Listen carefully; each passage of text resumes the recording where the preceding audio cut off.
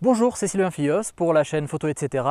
et bienvenue dans ce second épisode consacré aux 10 critères, selon moi importants pour choisir un objectif qui va être utilisé dans le cadre de la photographie de paysage.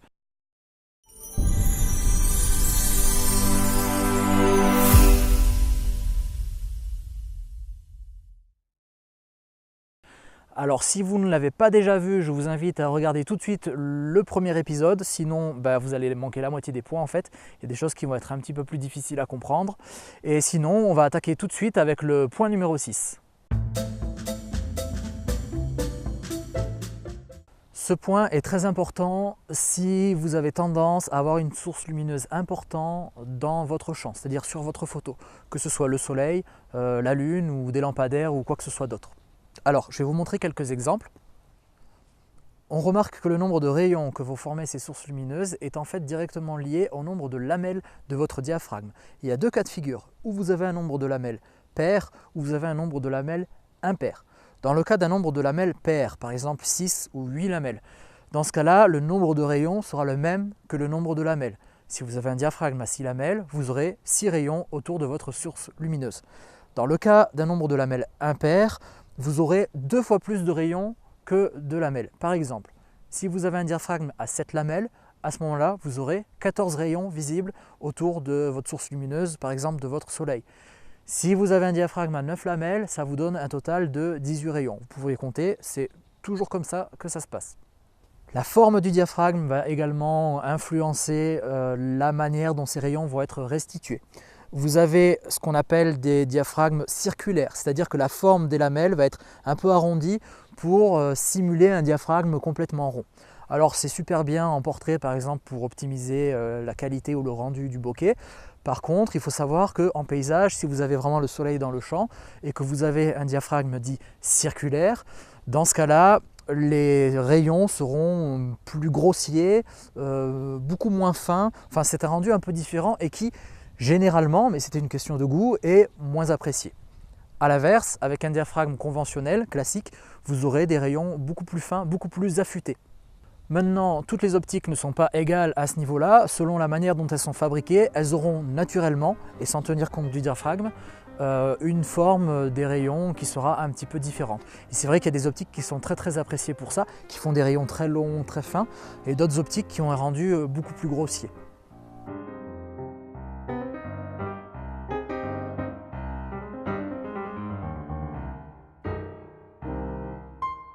On pourrait parler très longuement de ce sujet, notamment parce qu'il y a tout un tas de réglages qui vont influencer le rendu de ces rayons, par exemple la position de votre source lumineuse dans le cadre, dans l'écran, ou encore la focale utilisée.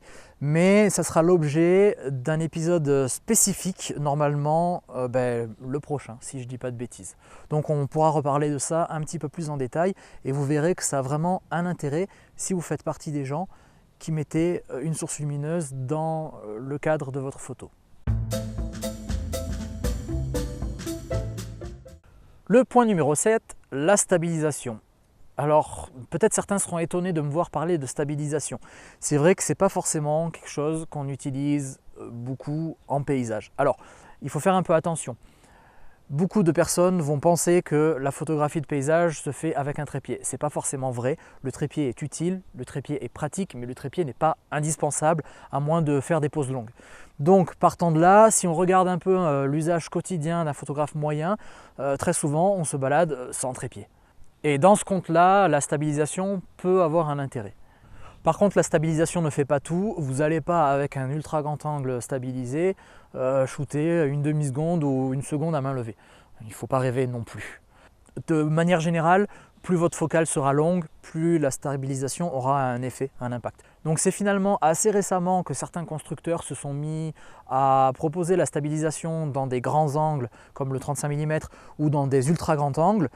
On entend de tout, certaines personnes vont penser que c'est purement marketing et je vous avoue que pour ma part, je pense que sur certaines focales, c'est purement marketing. Maintenant, il faut quand même mettre un peu de l'eau dans son vin et l'intérêt n'est pas complètement nul non plus.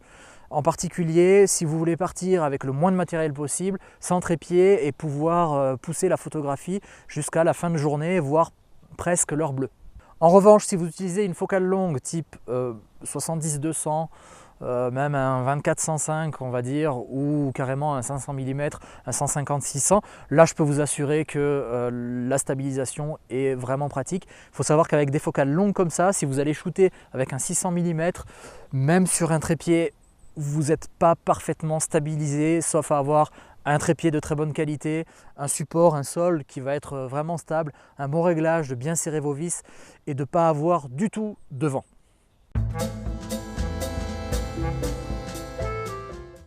Le point numéro 8 qui est la qualité optique, ce qui ne veut pas dire grand chose parce que la qualité optique a une définition différente selon qui vous êtes ou ce que vous photographiez. Et justement, c'est l'une des raisons pour lesquelles je voulais en parler parce que beaucoup trop souvent, la qualité optique c'est le piqué. Ben non.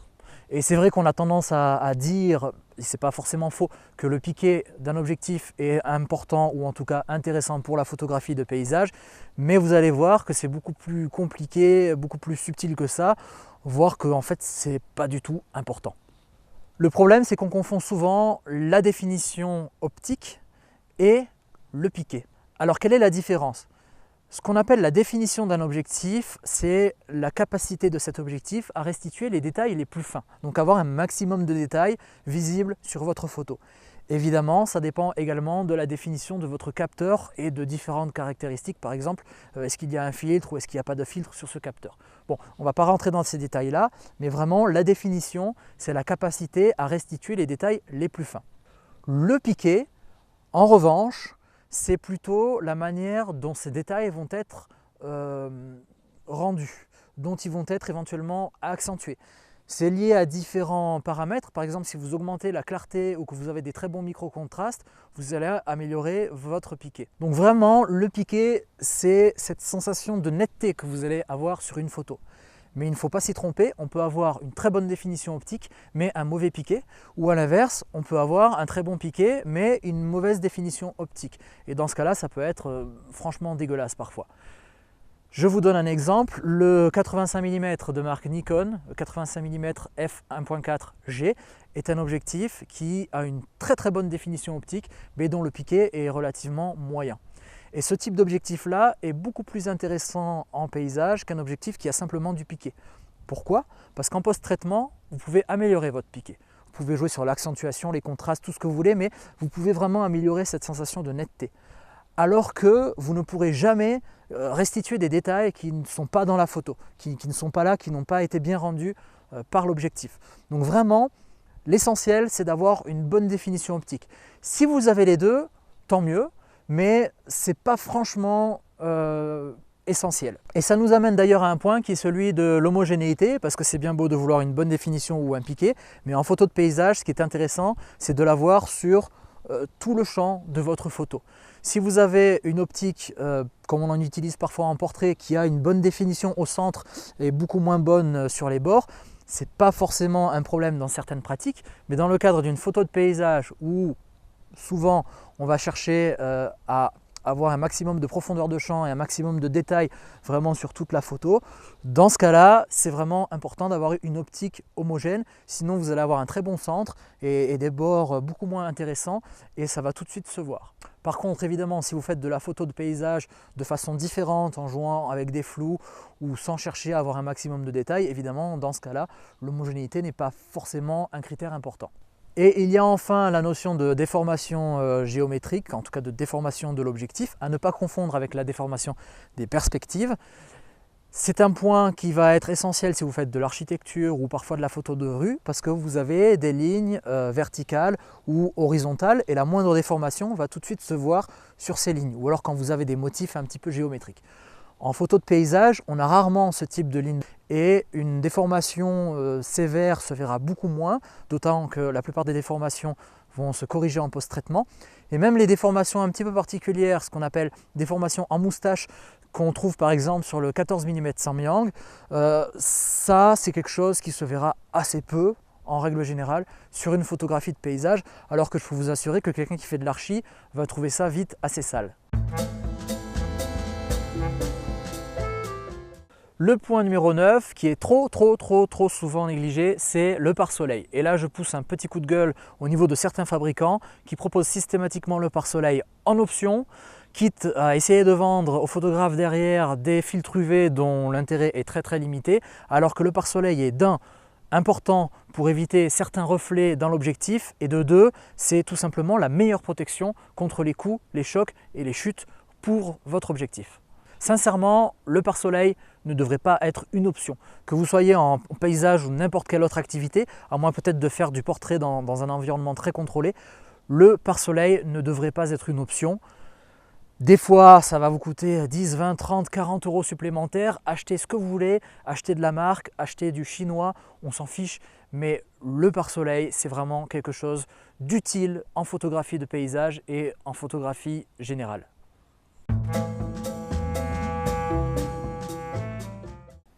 Et enfin, le 10e et dernier point, la construction de l'objectif, sa solidité, la façon dont il va être conçu. Est-ce qu'il a des joints de protection contre la poussière et l'eau ou est-ce qu'il n'en a pas? Est-ce qu'il a un joint au niveau de la baïonnette ou est-ce qu'il n'en a pas? Tout ça, ce sont des critères qui peuvent fortement rentrer en compte lorsque vous allez choisir un objectif. Alors je passe sur ce qu'on appelle la tropicalisation, qui est un petit peu un abus de langage parce que ces objectifs-là ne sont pas réellement tropicalisés, mais ils ont des joints toriques qui vont les protéger dans une certaine mesure du ruissellement de l'eau, donc des gouttes d'eau, et des poussières. Ça ne protège pas non plus des poussières les plus fines.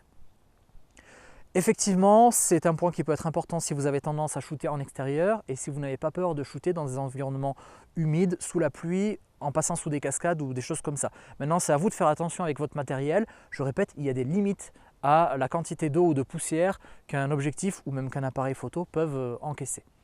Pour ce qui est de la conception de l'objectif en lui-même, il y a des objectifs plus ou moins pratiques pour passer par exemple du focus manuel à l'autofocus. Certaines marques comme Tokina utilisent un système de bague. D'autres marques ont un petit bouton beaucoup plus conventionnel. Certaines personnes préféreront utiliser le switch autofocus, manuel focus de leur boîtier et vous faites comme vous voulez, mais c'est quelque chose qui peut être pris en compte. Il y a également des objectifs avec une bague de zoom beaucoup plus agréable que d'autres, idem pour tout ce qui est bague de mise au point. Et chose plus embêtante, lorsque vous avez un zoom, et notamment en général c'est plutôt les longs zooms, donc les transstandards ou les télézooms, en transportant ces objectifs-là, tout simplement, l'objectif va se mettre à dézoomer tout seul sous l'effet de son propre poids. Ça peut être assez agaçant à la longue, surtout si vous avez un très long zoom. Donc certains présentent ce phénomène, d'autres non, mais surtout certains téléobjectifs ont un système pour venir bloquer la focale. Et ensuite, pour ce qui est de la qualité de construction, c'est toujours difficile à évaluer et ne vous fiez pas aux apparences. Un objectif en métal ne signifie pas un objectif plus solide. C'est faux. D'abord parce que ce qui fait vraiment la qualité de fabrication et de construction de votre objectif, ce sont des choses qui sont à l'intérieur. C'est la manière dont les pas de vis sont faits, c'est la longueur des vis, c'est les matériaux utilisés à l'intérieur, c'est la qualité des petits systèmes miniaturisés pour ce qui est de l'autofocus, de l'électronique ou des choses comme ça. C'est ça qui fait la qualité de votre objectif. Et ne vous laissez pas avoir, vous pouvez avoir un magnifique caillou tout en métal, ça ne veut pas dire que ce qui est à l'intérieur, c'est de la bonne qualité. A l'inverse, vous avez des objectifs qui pourraient limite faire un petit peu plastique, mais qui sont conçus comme ça pour ne pas être trop lourds. Alors, est-ce que vous serez sensible ou non à l'argument de poids? C'est comme vous voulez, mais vous pouvez avoir un aspect plastique, ça ne veut pas dire que ce sera un objectif non durable ou de mauvaise qualité. Regardez un petit peu la qualité des matériaux, la qualité de finition, voyez s'il y a du jeu au niveau des bagues, s'il y a du jeu au niveau des visseries, s'il y a du jeu à droite et à gauche. Et si vous faites de la photographie de paysage, vous serez très probablement amené à sortir, à partir dans des endroits loin, en montagne, peut-être des fois des conditions extrêmes. Et là, croyez-moi, c'est important d'avoir un objectif qui résiste un minimum parce qu'on n'est pas à l'abri d'avoir un petit choc. Alors, ça nous ramène vers l'utilisation du pare-soleil. Pour ce qui est du poids de l'objectif, certaines personnes préfèrent avoir un objectif plus lourd parce qu'ils ont l'impression, ils ont sûrement raison, mais ils se sentent mieux calés avec, plus stables lors de la prise de vue. Je ne parle pas de l'utilisation trépied, je parle d'utilisation à main levée. D'autres personnes préféreront au contraire avoir un objectif plutôt léger pour pouvoir parcourir de longues distances avec le minimum de poids possible. Et donc mon dernier conseil, c'est vraiment d'essayer d'acheter durable. L'objectif, c'est un investissement long terme. C'en est fini de ces 10 critères. N'oubliez pas qu'il peut y en avoir beaucoup d'autres. On aurait pu parler de la colorimétrie de l'objectif, car oui, l'objectif va influencer le rendu des couleurs. On aurait pu parler du rendu du bokeh, enfin on aurait pu parler de tout un tas de choses très utiles. C'est à vous de voir. Moi, je vous ai juste proposé 10 critères qui me semblent intéressants à comprendre, à connaître. Maintenant, c'est selon la manière dont vous photographiez et selon les sujets que vous photographiez que vous pourrez déterminer quels sont les critères les plus importants pour vous. Dans tous les critères que j'ai énumérés, tous ne seront pas pertinents pour tout le monde. Ce n'est pas le cas. Donc piochez à droite à gauche ce dont vous avez besoin.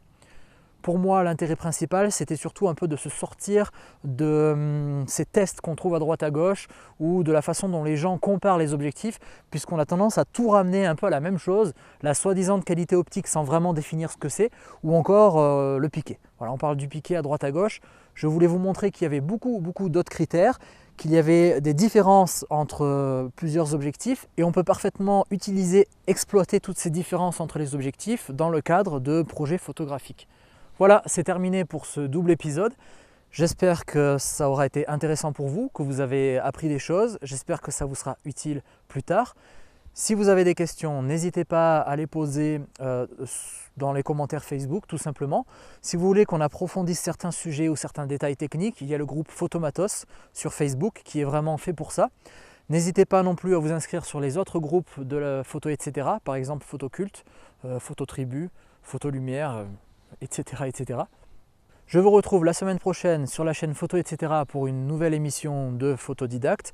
En attendant, entraînez-vous, pratiquez, cultivez-vous au maximum, allez voir des photos. C'est vraiment l'une des choses les plus importantes pour progresser dans votre démarche photographique.